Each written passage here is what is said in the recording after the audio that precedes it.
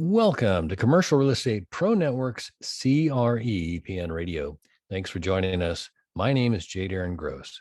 This is the podcast focused on commercial real estate investment and risk management strategies. Weekly, we have conversations with commercial real estate investors and professionals who provide their experience and insight to help you grow your real estate portfolio. Today's program is sponsored by Building Insurance and Risk. Don't put your real estate investment at risk. Work with Building Insurance and Risk and receive multiple coverage offers with a side-by-side coverage comparison. To learn more, go to buildinginsurancerisk.com. Today, my guest is Joseph Moffett. Joe received his master's in performance psychology. He's an entrepreneur, a real estate investor, a co-best-selling author, and he's worked with Tony Robbins for almost a decade. He's also the CEO of Master Life by Design, and he's done over 22,000 peak performance calls. And today we're going to speak with Joe about business mindset coaching in life and real estate. But first, a quick reminder, if you like our show, CRE PN Radio, there are a couple things you can do to help us out. You can like, share, and subscribe. And as always, we encourage you to leave a comment. We love to hear from our listeners. Also, if you want to see how handsome our guests are, be sure to check out our YouTube channel. You can find us on YouTube at Commercial Real Estate Pro Network. And while you're there, please subscribe.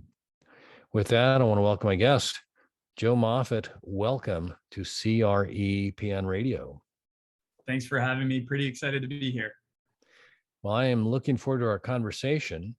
But before we get started, if you could take just a minute and share with the listeners a little bit about your background. Absolutely. So I grew up on the East Coast in a small town in New Jersey, right outside of the Philadelphia area. I was one of those guys that didn't know what I wanted to be when I grew up. So I joined the United States Marine Corps, spent 5 years in the Corps, traveling all over the world, lived in Japan for a couple years, deployed to Iraq after I got to San Diego. And when I got back from playing in the sand, I was at this defining moment. Do I stay in with the career to pension, or do I try my chances on the outside? So ultimately, I made the decision to try my chances on the outside. So being young, single, 23 in Southern California, I thought that was a really good deal. And I actually got involved in network marketing, and that birthed me into personal development, which absolutely changed my life. And I was in $30,000 to $40,000 credit card debt 3 times. So I like to think I'm an overachiever. I don't do it once or twice. I got to do it 3 times. But I started taking some of the personal development content, specifically Tony Robbins, and really changing the patterns and the way I thought about things and operated, and it transformed my life. And so I knew this stuff worked, and I just enjoyed helping people. And ultimately, I was able to become a coach on the Tony Robbins team. And that led me to starting my own business and now helping businesses with mindset coaching as a value add to their existing product or service. And so we love doing that. We also invest in real estate ourselves. So I just find that it's a perfect combination for what we're doing and the lifestyle we're creating. No, that's awesome. I appreciate you sharing that. So let's talk a little bit about your real estate, and then how you tie that with the coaching. What are you currently invested in, or how long have you been investing in real estate? Well, I started my real estate journey probably about 5 years ago. However, one of the biggest things for me was, and I didn't buy a deal 5 years ago. I started in the process. I let fear hold me back, thinking that the market was at its peak and that I was going to be buying at the top and I was going to kind of lose money on the deal. And it's kind of ironic because here I am as a mindset coach who worked with people that worked through those challenges, and I was living that challenge, right, myself. But right now we're focused mainly on Airbnb arbitrage, and we're shifting gears into multifamily, 5 units to 60 units, and even triple net leases in the Florida area for commercial. So that's our primary focus moving forward. Got it. That's interesting. A motivation coach, having fear, and I'm curious, what did you do, and how did you work through or overcome your fear to move forward? Well, you can't see your own blind spots, right? So as much as you know something, you can teach something, you can coach something. I needed to have someone that had an outside perspective help me. I needed to work with a coach. And so I did. I worked with my coach to kind of break through my fears.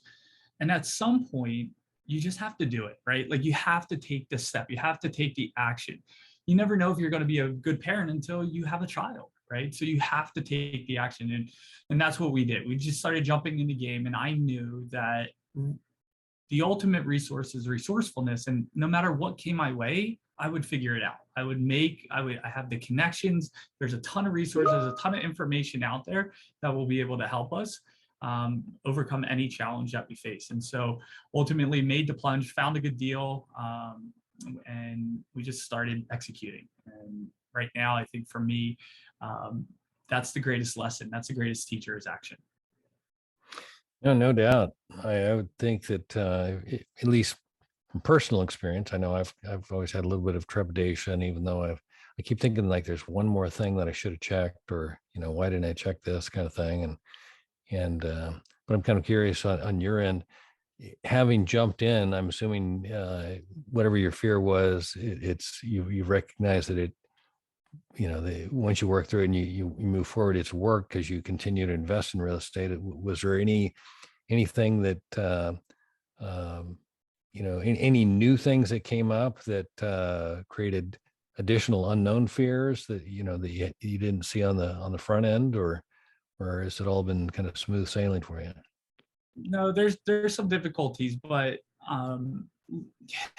let's be honest. The best thing you can do is mitigate risk. You can't eliminate it. And so the things that I like to do is I like to set up safety checks.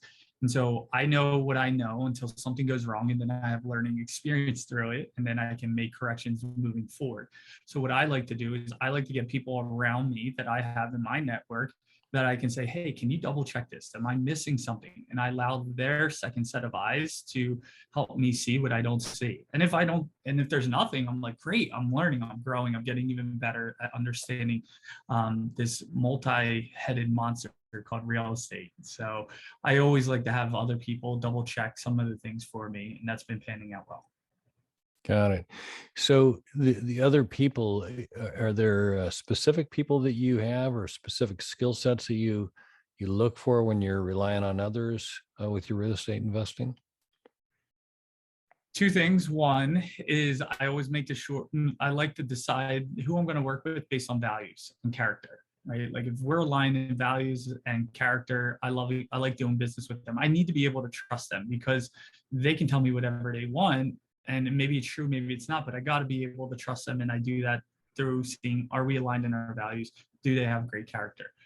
The second thing is I look at their skill set, like where are they a master at? And I vet them before, have conversations and build a relationship with them. And so some people are really good at finding off market deals. And if I want an off market deal, I would go with them. I'd pay them or partner with them. But are they really good at underwriting? And if they're a lot better at underwriting, because that's not my strong suit, I'm going to go to them. And I want to make sure they are master in their skill set. So I look for that specifically. No, those are two definitely good points there. Definitely that alignment thing. I think I think more people have challenges when you find out only after the fact, after you thought you knew somebody or you trusted somebody because of the way you are, assuming that everybody else works the same way, only to find out once you've paid the money that that's not the case. Can be problematic there. So that's good. Yeah. So let's talk a little bit about the coaching. Um, you said you were with Tony Robbins for about 10 years. And even before that, it sounds like you were doing some network marketing. Was some of the Tony Robbins training, were you getting that while you were doing that and massing the debt you'd talked about? Or it sounded like there was something that clicked that caused you to kind of really dig in and and make it work for you, and or really kind of focus on that? I'm kind of curious more about what was that you found that really made that change. Yeah, great question. I saw when I got involved in network marketing, I thought of it as a way to create financial freedom. And um, I went all in on that. And coupling that with personal development, that's where I discovered Tony and his work. And on my journey of network marketing, I found out what it really was a glorified babysitting position, right? And so over some time, after about 4 or 5 years, I kind of got tired of it. And I was actually in business with Tony Robbins' son, Jarek. And I met a friend of his who said, you know what? Hey, I'm a coach at Tony Robbins. I said, I didn't even know that existed. I want to do that. I love helping people because I found myself in network marketing, staying up till 2, 3 in the morning, pouring into people because I knew if I helped them succeed, that would help me succeed. Right. And I just got tired of babysitting people quitting after a while because they didn't have the stamina or the fortitude to keep going and persevering through difficulties. And so eventually I did what I had to do to become part of the team. And it was really the psychology shift for me that helped me be able to come out of that $30,000, $40,000 credit card debt. The strategies that helped me with that also. Even in my relationships, I had patterns that weren't serving me there, and it shifted that. So for me, a lot of the things that I was doing, and I found myself always telling myself a story to justify the things that I was doing that I knew weren't serving me or my financial future. For example, I used to go to the mall and spend $800, $1,000, in clothes. Right. And what I would tell myself is, oh, I'll just pay for it later. Right. How often do we hear that in today's society with children or young teens that are getting the credit cards early and going into consumer debt right now? And that's a pandemic in itself. And so I would always tell myself this story to justify it. And then when I realized that we justify the stories in our head that allow us to have these behaviors that don't serve us, that's when it clicked for me. And I started changing the story I told myself in that moment. And actually, the biggest shift was that I learned was the questions you ask yourself and answer make a massive difference in the quality of your life. And so every time I would go to the mall from that point, and I'd look at these great, clothes that I thought I loved, and I said, is this going to help me get to financial freedom or further away? And when I answered that, I put the clothes back.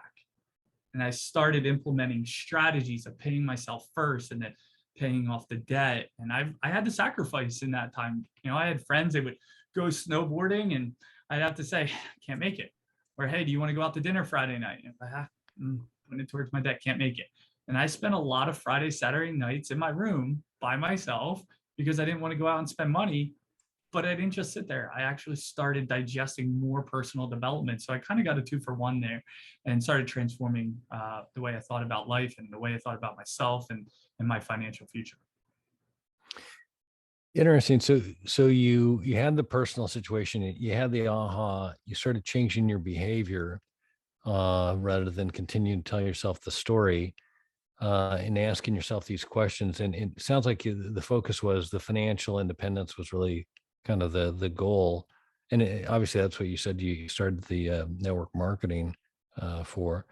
How long between when you had the aha and started working to reach your goal, meaning with some earnest and sounds like some self-honesty kind of thing, did it take for you to really see a change, that was getting you closer to your goal? I would say for me, it took me about 2 years. And the reason I say that is because at that time, I was going to school to get my master's. I was living in Southern California off of maybe $2,000 a month. And so to pay rent, to pay for car, gas, food, insurance, all that good stuff, the life, your expenses, your basic expenses. I didn't have a lot to throw at it. I was actually at a point that was so low where I was eating cheese and ketchup sandwiches to survive, and I was donating plasma to get money. And it wasn't because I was, in this, it was because I made poor decisions, right? And so once I started shifting the way I thought and using different strategies, I had to look at the reality of my situation and say, okay, how can I realistically get out of debt? How can I get ahead in life? And so it took me about 2 years because I was living off of that, but I was also looking at how do I increase my income? And I was looking at other ways to do that. And coaching kind of fell in my lap and I was excited about it.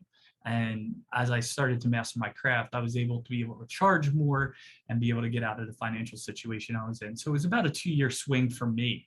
And some people, they can't wait that long. Some people, they're like, that's nothing. It took them a decade. And so it really depends on the individual for in their circumstances, I think. No, but how cool. I would think that your clients, your coaching clients, to get your insight as you're actually going through, it yourself, and to have that kind of that, become more like a through point. Somebody can see that you're doing the work and it's making changes. I would think that'd be motivation for somebody that's truly wanting to change and is working with you as a coach. That the transformation of what you're going through, and how they would see that and receive that would be, motivational all by itself, on top of the message. I don't know if that makes sense, or with the clients that you had there. um I I will say when I start with when I would work with a new client, I would share my journey because I wanted to build that rapport and let them understand that I too have been through the trials and tribulations that maybe they're going through, or they may be going through in the future, or something similar. Because the one thing that I do not like right now on social media is everyone's a guru who has a perfect life. And what we do is we give people a false illusion of something that can never be obtained. And so I like to let them know. I always tell me and my wife always share this, but we say when we post on social media, yeah, we post the great things that we're doing in our life, but we also post some of the challenges. We don't post our highlight reel only. We like to keep it real. And so because we want people to see that we're normal.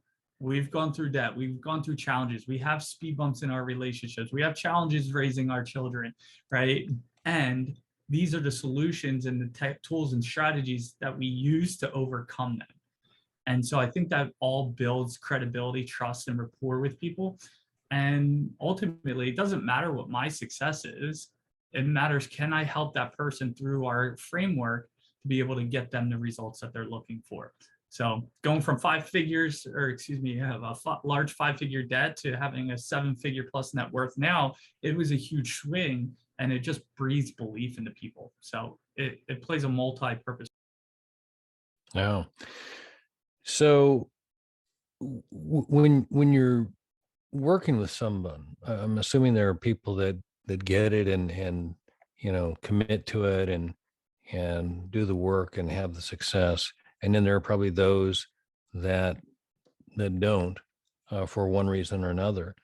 I'm curious if you can identify, is there one trait, is there one thing that you can identify when you're working with someone new that will determine the likelihood of their success, as to, or versus not having success? Is there one thing, is there one common trait or a situation or something within them that you find that really, you can see that this person's going to get it and they're going to make it? That's a great question. And if I had to give a word to it, I would say willingness or coachability. And the reason why is, and I call it out right up front, is that there's two types of people who show up to coaching. There's people who show up and treat it as a massage. Hey, I paid my money. I'm here. Do something to me. And I tend to find that those people usually are not successful with coaching, right? Then there's other people who come in and you treat it like a personal training session. Hey, I paid my money. You're here to guide me and show me, or help me, through this process. But I have to do the heavy lifting. I have to do the work. See, no one hires a personal trainer and asks them to do the bench press or the squat, because the trainer's going to get the benefit. So the clients that are coming in and are willing to do the hard work during the call and even after the call. I say the magic doesn't happen on our coaching session. It happens in between our calls because of what they apply from our session on a consistent basis.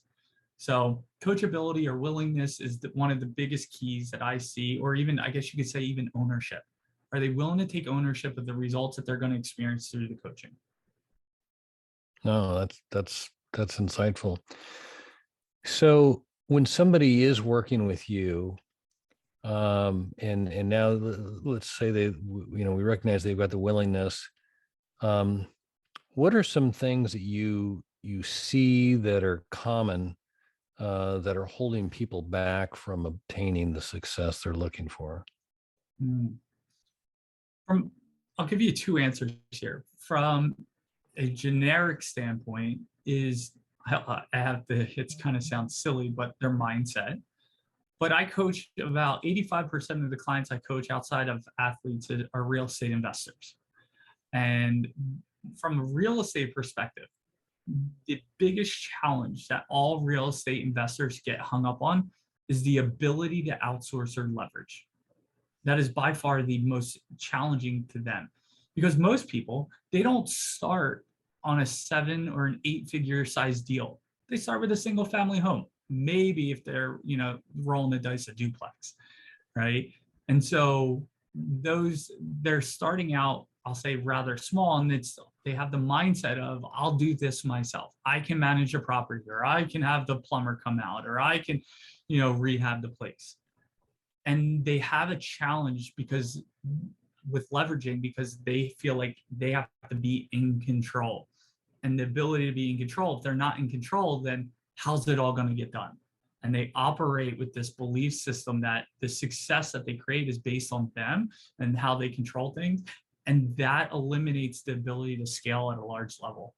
I get it. Everyone's different. I have a friend that he likes to buy one deal a year, and in 20 years, I'll have 20 houses, and most of them will be paid off, and he'll have a great retirement. But then there's people who are like, I have a client of mine that I worked with. His name's Matt Onofrio. Do you know who he is by any chance?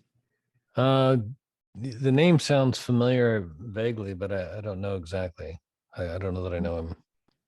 He was a 28-year-old anesthesiologist, and he started learning about triple net leasing. And he had about an $80,000 net worth when he started. And 2 years later, through triple net leasing, he had a $150 million net worth with a $5 million passive income coming in 2 years. So Matt Wow. is one of those kids that are an anomaly. He started to accelerate rather quickly because and I tell my wife this all the time, it's all about the vehicle you choose. If you choose a vehicle of being a Walmart greeter and you're trying to create financial independence, you're going to have a long way to go. Not that it's wrong to be a Walmart greeter. They're great people. But if you choose to use like commercial real estate or residential or multifamily real estate, you're going to accelerate your financial freedom rather quickly. So the ability to leverage and scale a team is one of the biggest holdups that I see with people in real estate right now. Yeah, no, that's the in order to go big. I mean, I think, like you said, you've got to recognize it takes a team, and there's nobody. I mean, even I would say that the big names in real estate that are big, they're big because they have other people's money. They have teams, and that nobody's just out, doing it all themselves. And definitely that's a common through point as far as the success of the larger operators in that. So if that is the holdback, or the thing that keeps people from achieving that, how do you work through that in order to get somebody to higher level of success? Great question. There's a lot of different tools and approaches one can use to that. Sometimes and often, it might sound obvious, but clients don't understand that there's another way of thinking. I think it was 2 months ago, I was out here in Boise. We were at an event. I was speaking on stage with Brandon Turner, and he drew his famous pyramid, and at the bottom's the DIY mindset, which most people start out, and then they evolve to the visionary. Most people don't know that it's even possible to step into a visionary identity and a visionary role. And so just by even sharing that possibility with them starts to loosen the grip that they have on the problem, because they hold on to this control thing, do it yourself, so much. It starts to loosen the grip where you can be able to work with it. You might even be able to get them to put that thought of being a DIYer down and start looking at the possibility. We get caught up in this identity of who we think we are. And at some stage of life, we create this identity of, this is who I am. I'm someone who does it all myself. And I asked them, when did you decide that that's who you are? Is there a possibility that exists where you're someone else? Is there a possibility that exists where you're someone else that's more profitable and more successful with even more time? What would that look like? What would have to happen to get there? So transforming identity, Ed Milet is huge on identity. But I will say identity is a big component in helping people shift from not leveraging to leveraging.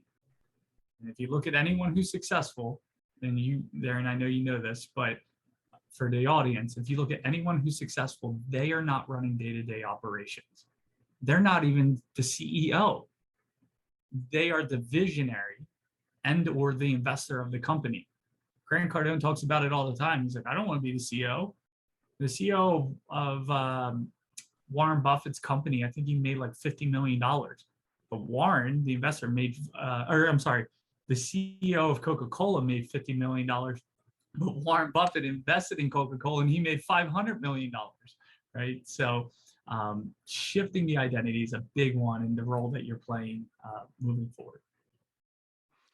No, very true. And, just that ability to look beyond your current set of circumstances and set that vision. I'm curious, in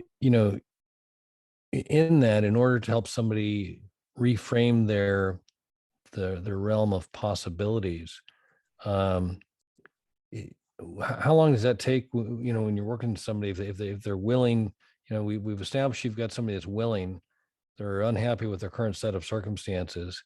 How many people that you work with know actually what they want? That's a good question. I'd say most of them have a great general idea, right? And they globalize it. They go from a kind of a macro point of view. I want financial freedom, right? And the challenge when you speak kind of globally like that is it's so ambiguous, you'll never obtain it. So one of the biggest things I like them to do is get really specific. And really, there's a great book called Vivid Vision, and getting really detailed on what do you want? Because when you say I want financial freedom, that's like looking through binoculars that are twisted to the far left. Everything's going to be blurry. But the more detail we get, the more that we turn it and we get it crystal clear. Once it's crystal clear, you see your end destination. And if you've ever had blurry vision, you are very, very hesitant to even take one step forward, even if you know where you are. You can be in the middle of the field, but you're still not going to take a step forward because you can't see. But when your vision's 20/20 or closer up, if you could see it, you'll go faster towards that. And so by helping people get clear on A, their personal vision, but B, their professional vision, that is a huge indicator. No, that's definitely. I would think that if you have the target in mind and you can see it and you've got it, the details are there. I would think the want would also, the drive and the want to reach it would be that much more clear too, as opposed to just kind of, I want to be financially independent. Kind of more of a vague description. So that's insightful. I appreciate that. Hey, Joe, if we could, I'd like to shift gears here for a second. By day, I'm an insurance broker, and as such, I work with my clients to assess risk and determine what to do with the risk. And there are three strategies we typically consider. We first look to see if there's a way we can avoid the risk, and that's not an option. We look to see if there's a way we can minimize the risk. And when we cannot avoid nor minimize the risk, we look to see if there's a way we can transfer the risk. And that's what an insurance policy is. It's a risk transfer vehicle. And as such, I like to ask my guests if they can look at their own situation, and you can frame this however you like. It could be your clients, the market, uh, interest rates, political, whatever you see that you consider to be the biggest risk. And again, for clarification, while I am an insurance broker, I'm not necessarily looking for an insurance related answer. So if you're willing, I'd like to ask you, Joe Moffett, what is the biggest risk? Well, I'm going to answer from the perspective of a mindset, and because I think it applies in insurance, real estate, the economy, politics, whatever it might be. And the biggest risk I see is individuals not being flexible. And what I mean by that is having the flexibility to see things in different ways than they would traditionally look at it from. It takes courage to look at both sides or all sides of a story, a situation, an investment, a product, to really have your due diligence on what's the best way to go. The people that I find that say it's one way, it's this way, let's go, it's my way or the highway type people, like they are in so much danger. They are at such higher risk of failure, and even under the illusion that they're going to be successful because of it. And they may be, but at what expense? But they are at a higher risk than someone who is more flexible. They're open to seeing both sides or all sides. They're open to change direction or going down a path. I know for me, I remember I had a term policy, and I realized, what, whole life was a great insurance policy, the product for me. And then I actually unknowingly, because I didn't know all the details, I actually withdrew my whole life policy when I didn't know that the product was designed to be able to take out a loan against my principal that was compounding annually. So anyway, you live and you learn. But I wasn't flexible enough to see all sides and understand it. So I would say the biggest word I could say is, are you flexible? And if you're not, how can you be even more flexible? Because in today's times, the strategy in real estate last year, or the last 2 years, that strategy isn't working now. And if you think it's good, and if you're not flexible and adapting with the market, you're not going to have the success you're looking for. In fact, you could actually harm yourself and or cause yourself to go in the opposite direction. So flexibility is my answer. Oh, well said. Definitely, if you're only seeing things through one way, and the whole world's changing, chances are your opportunity is going to change as well, and you got to be prepared to move with it. So appreciate that. Hey, Joe, where can the listeners go if they'd like to learn more or connect with you? Yeah, there's you can find me on YouTube under Master Life by Design. You can go to our website, masterlifebydesign.com, or you can find me on Instagram at the Joe Moffett on Instagram. Got it. Well, Joe, I can't say thanks enough for taking the time to talk today. I've enjoyed it, learned a lot, and look forward to doing it again soon. Thank you. I appreciate it. Thanks for having me. All right. For our listeners, if you like this episode, don't forget to like, share, and subscribe. Remember, the more you know, the more you grow. That's all we've got this week. Until next time, thanks for listening to Commercial Real Estate Pro Network's CREPN Radio.